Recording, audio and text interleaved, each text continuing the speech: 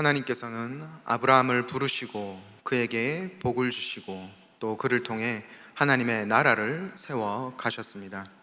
하나님께서는 아브라함을 사용하시지만 아브라함을 도구나 물건으로 대하지 않으시고 그를 인격적인 존재로 하나님과 관계 맺는 하나님의 벗으로 대해 주십니다. 지난 본문 18장 17절에 하나님께서는 여호와께서 이르시되 내가 하려는 것을 아브라함에게 숨기겠느냐라고 말씀하시며, 정말 친한 친구 사이에는 비밀이 없는 것처럼 하나님께서는 아브라함에게 자신이 하려는 것을 숨기지 않고 말씀해 주셨습니다. 하나님께서 이렇게 아브라함을 인격적으로 대해 주시고 그를 친구 삼아 주셨을 때 아브라함은 이를 악용하거나 혹은 교만하게 행동하지 아니하고 오히려 더 겸손하게 하나님 앞에 엎드렸습니다.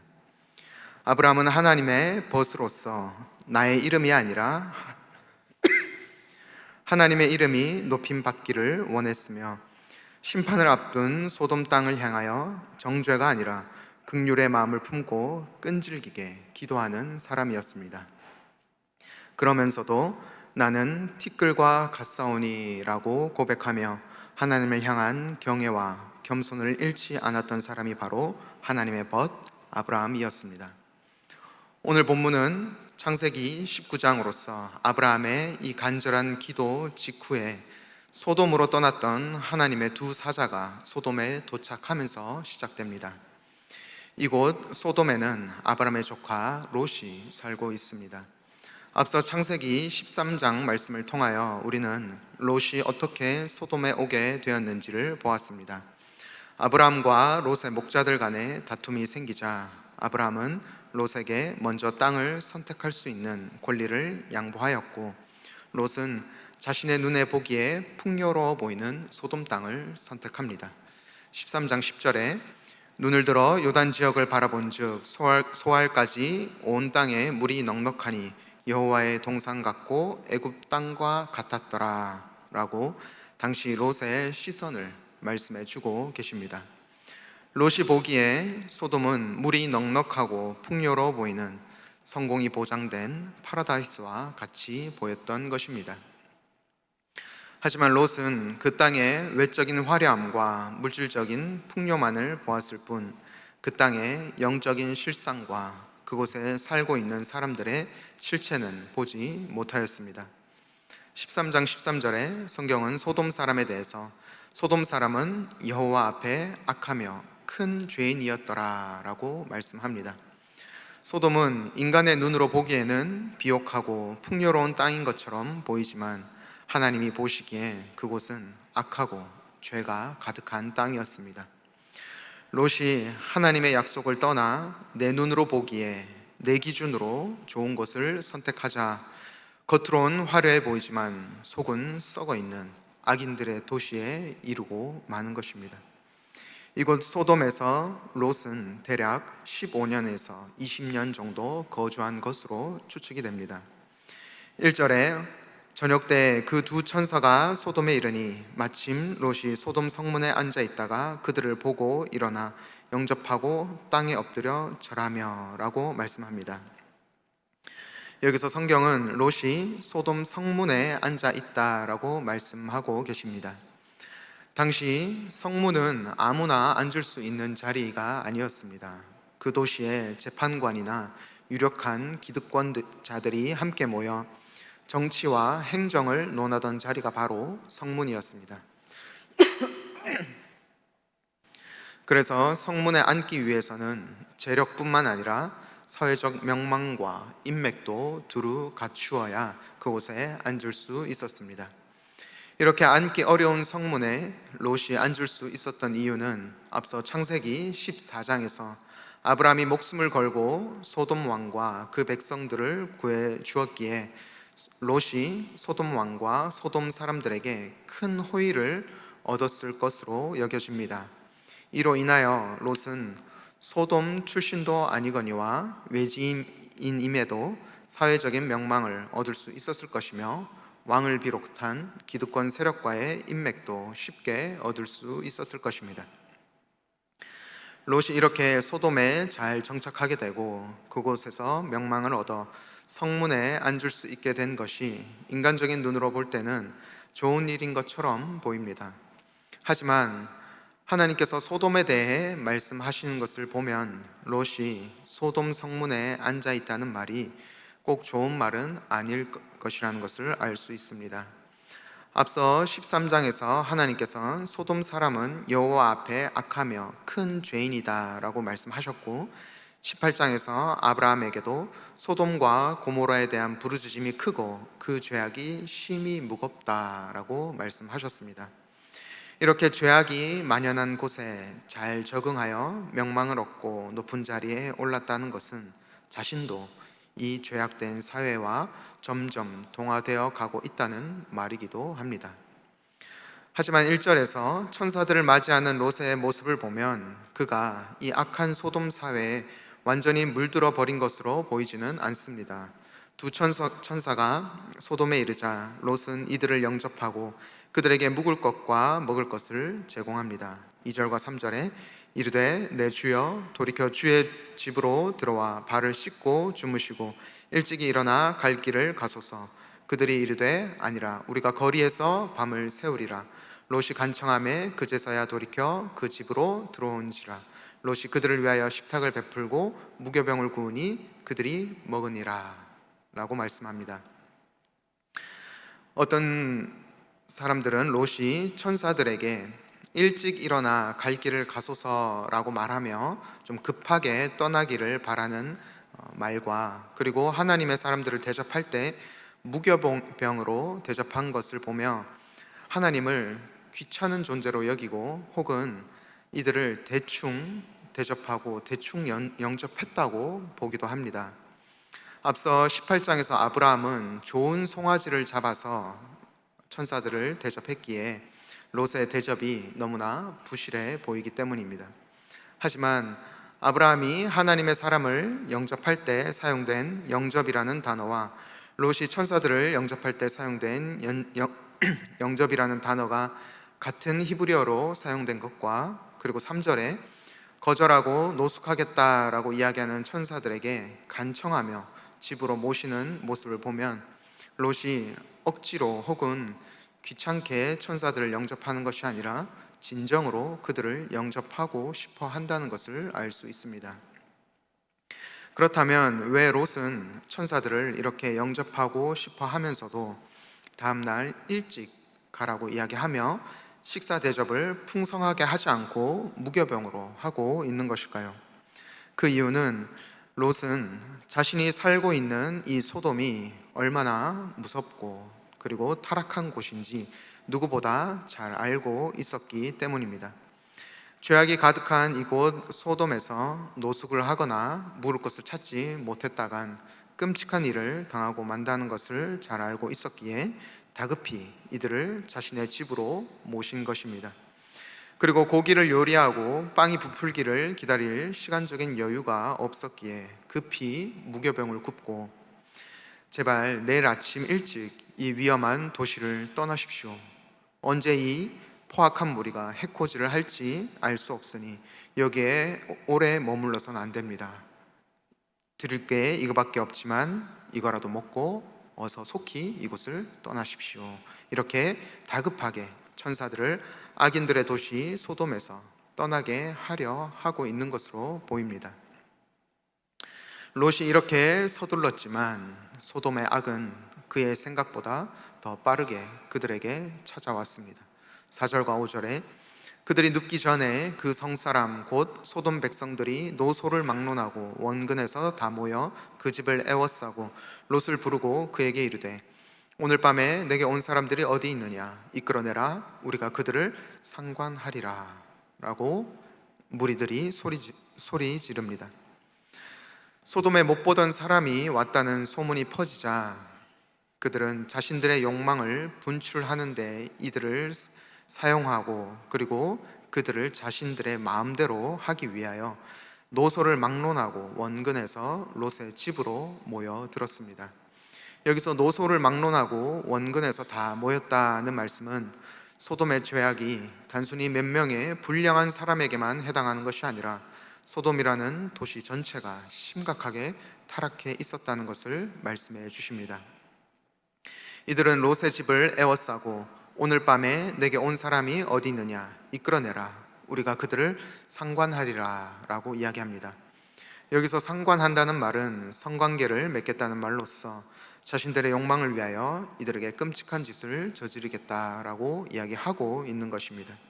이에 롯은 6절과 7절에서 롯이 문 밖에 무리에게로 나가서 뒤로 문을 닫고 이르되 청하노니 내 형제들아 이런 악을 행하지 말라라고 이야기합니다. 내게 온 사람들을 이끌어내라, 그들을 우리의 성적인 놀이개로 삼겠다, 이렇게 끔찍한 말을 하는 소돔 사람들에게 롯은 문 밖으로 나가 문을 뒤로 닫고 이들에게 내 형제들아 라고 부드럽게 말하며 이런 악을 행하지 말라라고 좋은 말로 이야기하는 것을 볼 수 있습니다. 소돔은 끔찍하게 타락한 도시였지만 이곳에서 롯은 천사들을 영접할 뿐만 아니라 이 천사들을 지키기 위하여 소돔 백성에게 악을 행하지 말라고 부드럽게 그러나 담대하고 용기 있게 이야기하는 것을 볼 수 있습니다. 하지만 이어지는 8절에 롯은 이렇게 이야기합니다. 내게 남자를 가까이 하지 아니한 두 딸이 있노라. 청하건대 내가 그들을 너희에게로 이끌어내리니 너희 눈에 좋을 대로 그들에게 행하고 이 사람들은 내 집에 들어왔은즉 이 사람들에게는 아무 일도 저지르지 말라라고 이야기합니다. 롯은 소돔 사람들을 향해 악을 행하지 말라라고 말하면서 대신 내게 두 딸이 있으니 이 두 딸을 너희 눈에 좋을 대로 해라 라고 이야기합니다. 롯이 자신에게 찾아온 천사들을 보호하려고 하는 것은 분명히 좋은 행동이고 옳은 행동이었습니다. 하지만 그 뒤에 롯이 제시하는 대안은 너무나 끔찍합니다. 내 두 딸을 대신 내어주겠으니 좋을 대로 행하라 라고 하는 것은 대상만 바뀌었을 뿐 끔찍한 일을 벌어지게 한다는 것에는 다를 바가 없는 것입니다. 오히려 아버지가 자신의 딸을 악한 자들에게 내어준다는 것에 있어서 이는 더 끔찍한 일이라 할 수 있을 것입니다. 지금 롯이 이 악한 소돔 백성들에게 제시하는 다른 대안은 끔찍한 죄를 막기 위하여 또 다른 더 끔찍한 죄를 끌어들이고 있는 것입니다. 분명 롯은 하나님을 기억하는 사람이었고 비록 자신이 속한 소돔에서 안 좋은 평가를 듣는다 할지라도 악을 악이라 이야기하는, 담대히 그것을 이야기하는 의로운 사람이었습니다. 하지만 그는 소돔에서 지내는 동안 자신도 모르게 소돔의 죄악된 모습에 익숙해졌으며 또한 그것에 점점 물들어갔고 결국 중요한 순간에 절대적인 하나님의 방법, 하나님의 방식이 아니라 상대적인 세상의 방식, 세상의 방법을 내어놓고 맙니다.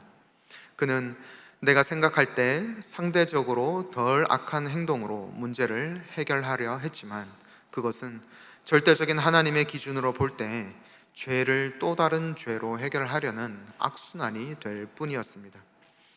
하나님의 해결책이 배제되고 우리 인간의 머리로 굴려서 내놓은 상대적인 해결책은 죄를 해결할 수 없을 뿐만 아니라 계속해서 죄를 재생산해낸다는 것을 보게 됩니다. 이러한 롯의 말에 소돔 사람들은 이렇게 대답합니다. 9절입니다. 그들이 이르되 너는 물러나라. 또 이르되 이자가 들어와서 거류하면서 우리의 법관이 되려 하는도다. 이제 우리가 그들보다 너를 더 헤아리라 하고 롯을 밀치며 가까이 가서 그 문을 부수려고 하는지라. 롯은 소돔 백성들을 향해 내 형제들아 라고 부르며 진심으로 악을 멈추라고 이야기했으며 심지어 자신의 딸들을 내어주겠다는 제안까지 하며 어떻게든 사태를 진정시키고 막아보려 했습니다. 하지만 소돔 사람들은 오히려 이자가 들어와서 거류하면서 우리의 법관이 되려 하는도다 라고 말하며 롯을 철저히 배척합니다. 롯은 자신이 소돔 성문에 앉았고 이제 소돔 사람이 되었다라고 생각했을지 모르겠지만 소돔 사람들은 그를 거류민이라고 부르며 그를 소돔 사람으로 인정해 주지 않습니다. 그리고 더 나아가 이제 우리가 그들보다 너를 더 헤아리라 라고 이야기하며 롯을 밀치며 가까이가 문을 부수려고 합니다. 소돔 사람들은 모두 앞서 창세기 14장을 통해 살펴봤던 것처럼 롯에게 목숨을 빚진 사람들이었고, 롯이 성문에 앉는 사회적으로 명망 있는 사람이기에 그들은 롯에게 감사하며 그의 말에 귀를 기울이는 게 사람으로서 마땅한 태도일 것입니다. 하지만 악에 사로잡힌 소돔 백성들은 욕망에 눈이 멀어 은혜와 감사, 사랑과 배려와 같은 고귀한 가치들을 모두 내어 던지고 자신의 생명을 구해준 생명의 은인과 같은 사람을 해야겠다고 짐승처럼 소리를 지르고 있는 것입니다. 이 압도적인 죄와 악 앞에 롯의 모든 인간적인 시도는 실패하고 맙니다. 그의 부드러운 말도 실패하고 자신이 가졌던 사회적인 지위와 인맥, 심지어 가장 소중한 가족까지 내어주겠다 이야기했지만 악은 결코 이러한 인간적인 시도에 만족하거나 물러나지 않는 것을 보게 됩니다. 오히려 악은 협상하려 하면 할수록, 타협하면 할수록 더 강대해져서 내가 가진 모든 것, 내 가족과 내 생명까지 모두 앗아가는 것을 보게 됩니다. 만약 하나님이 이때 개입하지 않으셨다면 이후 너무나 끔찍한 일들이 벌어졌을 것입니다.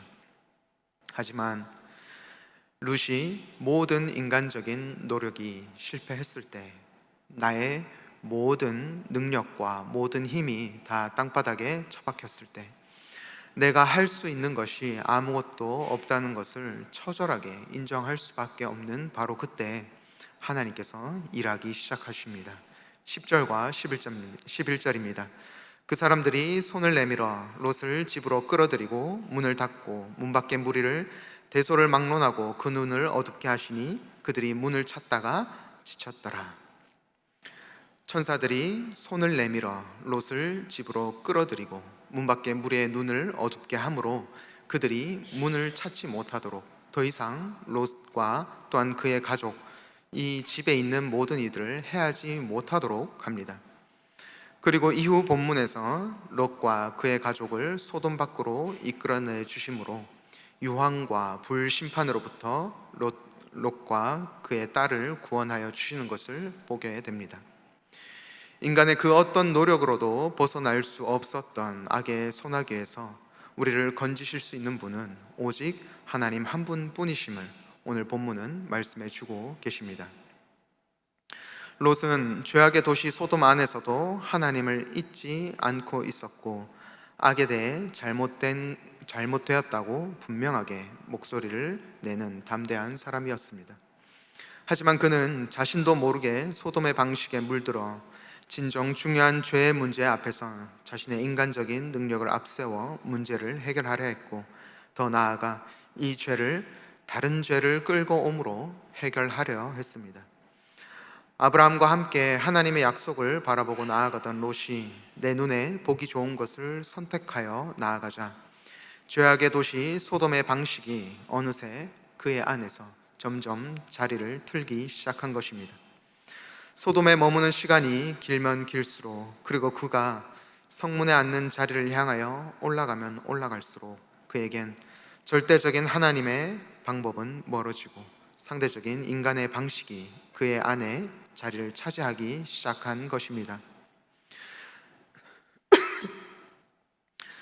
사탄이 우리에게 접근할 때도 이와 유사합니다. 사탄은 우리에게 죄의 문제가 그리 큰 문제가 아닌 것처럼 우리에게 이야기합니다. 소돔의 풍요를 누릴 수 있다면 이 정도 타협은 결코 손해가 아닌 것처럼, 조금씩 소돔의 가치관이 우리를 좀 먹어가도 괜찮다고, 원래 소돔살이가 다 이런 거고 다른 사람들도 그냥 다 이렇게 살아간다고, 그렇게 사소한 것에 신경 쓰지 말고 지금 성문 앞에 마련된 내 자리를 보라고, 저 자리가 바로 너의 것이라고 우리에게 속삭입니다. 그리하여 죄의 문제가 결코 심각한 문제가 아닌 것처럼 우리를 속이려 합니다. 이러한 사탄의 꾀임에 넘어가게 되면 우리는 이 죄의 문제를 내가 언제든지 마음만 먹으면 끊어버릴 수 있는 것으로, 내가 충분히 이 상황을 통제할 수 있고, 조금만 더 성공해서 조금만 더 자리를 잡고 이건 얼마든지 정리할 수 있는 문제야 라고 죄의 문제를 가볍게 여기게 됩니다. 하지만 오늘 본문에서 소돔과 또한 롯의 모습을 통해 볼 수 있는 것 같이 죄는 결코 가벼운 문제가 아닙니다. 죄는 언제나 우리의 생각보다 더 빠르며 그리고 더 깊게 우리를 찔러 들어옵니다. 그리고 그것은 우리 영혼에 치명적인 상처를 입히게 됩니다.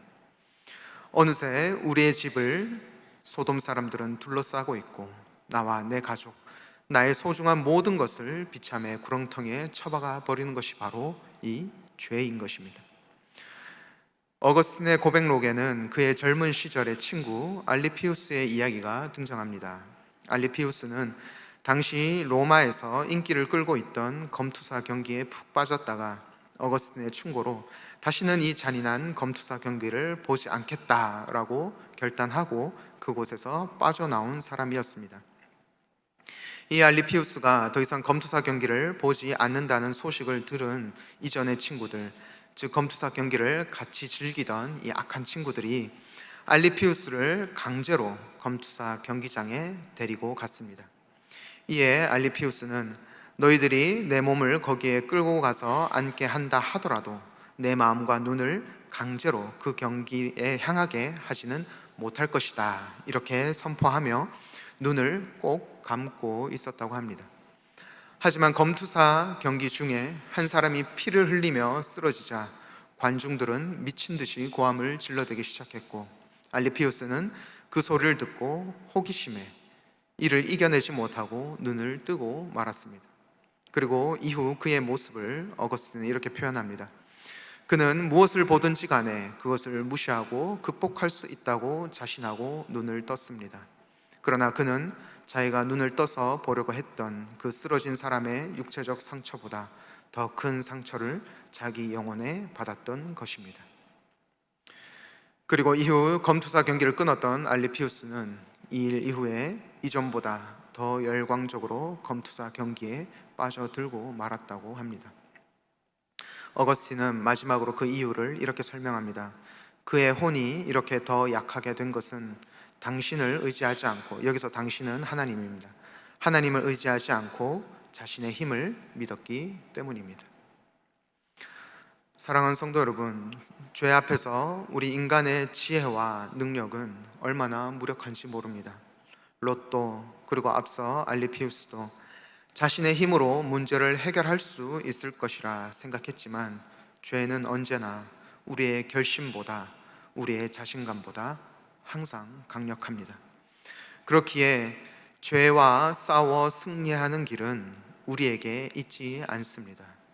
오히려 나의 연약함을 인정하고 나의 무력함을 처절히 고백하고 오직 이 문제를 해결하실 수 있는 분은 하나님 한 분뿐이시라는 것을 우리가 고백할 때 우리는 하나님께서 그 죄와 싸워 승리하시며 그 죄를 꺾으시는 놀라운 역사를 경험하게 될 것입니다. 그러므로 죄의 유혹이 찾아올 때, 그리고 우리 안에 이러한 죄와 타협하고자 하는 마음이 찾아올 때 이를 이 땅의 방식으로 해결하는 것이 아니라 오직 하나님께 이 문제를 내어 맡기는 우리가 되기를 소망합니다. 시편 1편 1절에 복 있는 사람은 악인들의 꾀를 따르지 아니하며 죄인들의 길에 서지 아니하며 오만한 자들의 자리에 앉지 아니하고 라고 말씀합니다. 복이 있는 사람, 즉 하나님의 백성들은 악인의 꾀를 따르지 않고 죄인들의 길에 서지 않고 오만한 자들의 자리에 앉지 않습니다. 그리고 이 복 있는 사람은 2절에 오직 여호와의 율법을 즐거워하여 그의 율법을 주야로 묵상합니다. 죄를 내 힘으로, 내 능력으로 해결하려는 것이 아니라 우리가 하나님 말씀 안에 거할 때, 주님의 말씀을 주야로 묵상하며 이를 즐거워할 때 우리는 주께서 우리를 악으로부터 건지시며 악을 선으로 이기게 하시는 놀라운 하나님의 복을 경험하게 하실 것입니다. 그러므로 우리 눈앞에 문제가 커 보이면 커 보일수록, 우리에게 찾아오는 어려움과 고난이 점점 가까이 오면 올수록 내 힘과 내 능력으로 이를 해결하려 덤벼드는 것이 아니라 오히려 더욱 말씀의 자리, 더욱 기도의 자리, 여호와의 말씀을 즐거워하는 그 자리로 더욱 나아가는 우리가 되기를 소망합니다. 우리가 다음 주 7월 6일 월요일부터 7월 11일 토요일까지 한 주간 특별 새벽 부흥회로 나아갑니다. 우리의 마음이 점점 소돔에 젖어가며 이 땅의 방식에 타협하고자 할 때, 그리고 하나님의 방법이 아니라 내 지혜와 내 능력으로 문제를 해결하고자 하는 마음들이 우리 안에서 일어날 때, 우리가 바로 이 예배하는 자리, 그리고 말씀의 자리, 하나님을 즐거워하는 이 자리로 나아가 하나님의 능력을 경험하며 소돔을 담대히 끊어내는 우리가 되기를 소망합니다.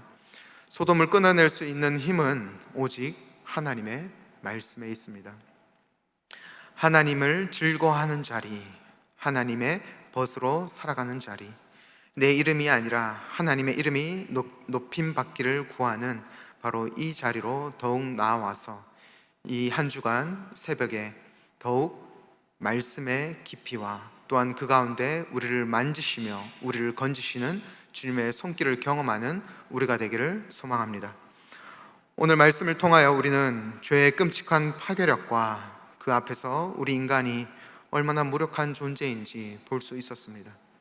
만약 우리의 시선이 죄와 악의 힘에만 머물러 있고 이 문제를 내 힘으로 해결해야 한다 생각한다면 우리는 절망하고 포기할 수밖에 없을 것입니다. 그러나 오늘 본문은 내가 아무것도 할 수 없는 바로 그 순간에 우리의 모든 무능함과 우리의 모든 무력함이 여실없이 드러나는 바로 그 순간에 전능하신 하나님께서 그의 손으로 우리를 건지신다는 것을, 반드시 우리를 살리신다는 것을 말씀해 주고 계십니다. 천사들이 손을 내밀어 롯을 집 안으로 끌어들였듯이 오늘도 하나님께서는 죄와 악에 둘러싸인 우리를 은혜의 손으로 붙드시며 또한 건지시는 분이십니다. 그러므로 내 눈에 보기 좋은 소돔이 아니라 하나님의 말씀을 선택하고, 성문의 자리가 아니라 하나님과 함께하는 자리를 선택하는 우리가 되기를 소망합니다. 그리하여 문제보다 크신 하나님, 악보다 강하신 하나님, 오늘도 우리를 붙드시고 끝까지 거룩한 길로 인도하시는 하나님을 날마다 경험하며 그 하나님을 즐거워하는 저와 여러분이 되기를 주님의 이름으로 축복합니다. 이 시간 함께 찬양하길 원합니다. 이 시간 찬양할 때 주님의 손이 우리를 붙드십니다. 주님의 손이 지금도 나를 놓지 않고 계십니다. 우리가 다른 것 의지하는 것이 아니라 나를 이끄시는 그 주님의 손을 의지하며 함께 나아가길 소망합니다.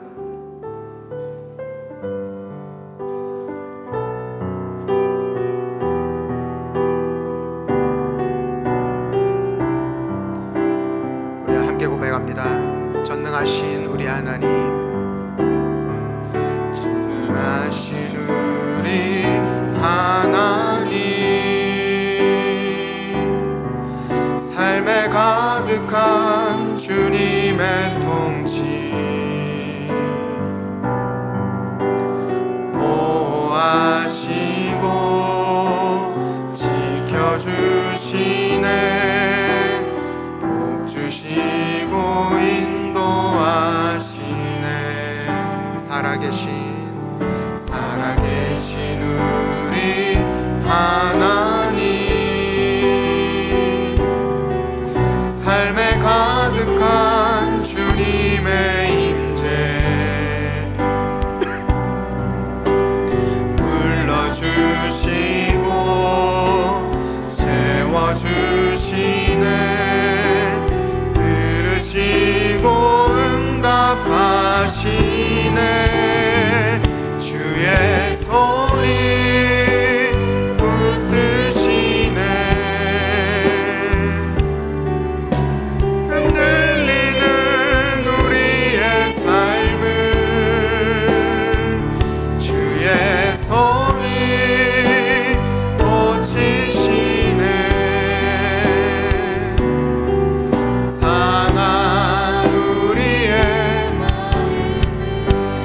전능하신 우리 하나님, 전능하신 우리 하나님,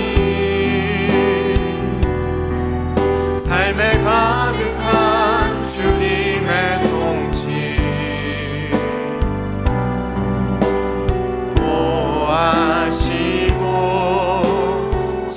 지켜주시네, 주시고 인도하시네. 살아계신 우리 하나님, 삶에 가득한 주님의 인재 불러주시고 채워주시네, 들으시고 응답하신 주의 소리, 주의 소리 붙드시네. 흔들리는 우리의 삶을 주의 손이 고치시네.